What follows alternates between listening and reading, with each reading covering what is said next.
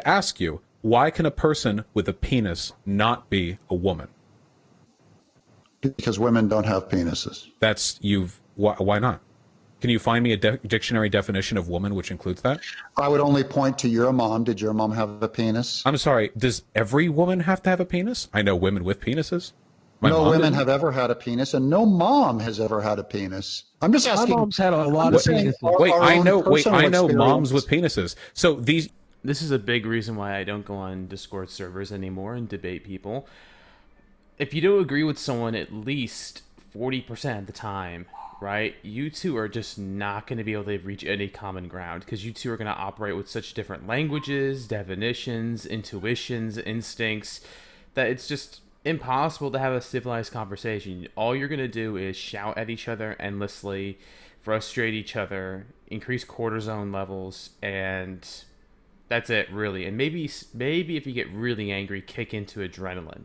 But that's about it, right? Vaush, as a person, doesn't believe that biology has an effect on human. Like, he doesn't think humans are biological creatures with biological needs and desires, right? You know, Doug Tenapope believes the opposite. He believes that humans, you know, intuitively have biological urges, have biological definitions, and we're biological creatures. Therefore, our biology determines our mental states, our characteristics, right? So to Doug Tenapope, he is like a man because he was born biologically a man. There's no difference between sex and biology. Meanwhile, Vaush conveniently would believe more so the opposite, going in favor of John Money's theory of gender and sex. They operate with such different definitions of what it means to be a woman, right, or a person in general. I would argue their ontology is so different that they could never have a civilized discussion. They could never reach a common ground. In fact, if you watch the What Alt Tis debate with Vaush just argues over basics that are just false, right? And I'm just going to say it. Anyone like Vaush who assumes bad or ill intentions on the part of their enemies usually themselves have bad or ill intentions. Like it or not, in America, I would argue 1 out of 5 people are narcissistic. And before we do opening statements, I figured I'd give you all each the floor to talk before we begin. But Vosh, what do you mean? What is a white supremacist in your definition that you're using here? Is this just me clarifying the term, or is this my general opening statement?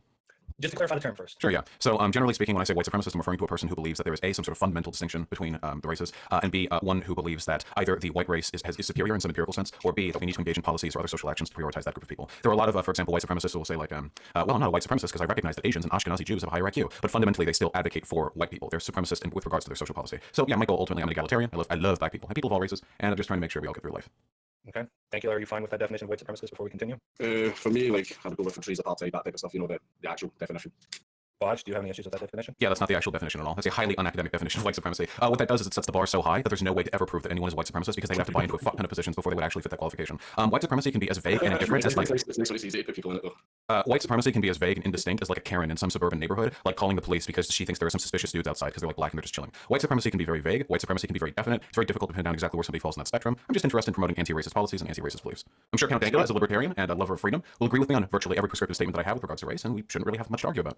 I thought I was a white supremacist. I thought that was the point of this. And also, I do enjoy that your definition is very, very vague. That's awfully convenient. But I mean, I thought I was a white supremacist. That was what you said. We're here to debate that. So it's a case of, do you feel I am a white supremacist? Oh yeah, that's definitely the impression of you that I get. I was making fun of your nominal views. But yeah, like we'll find out what you actually believe, right? Or actually, we'll find out what you're willing to commit to believing, because we can never actually know what a person believes. Okay. So you could be talking shit when you say you love black people and love other races as well, then? Yeah, of course, it's impossible to deduct. I would argue among far left circles, it's closer to 2 out of 3. And when narcissists accuse you of something, it's an admission that they're doing it themselves, right? So Vaush, as an actor, I would argue, has very bad intentions as a person. So yeah, this isn't the only reason, but this is a big reason why I don't debate people on the internet. I just try to educate. I show my point of view, and if they can't get along with that, or they can't agree with that, that sucks for them.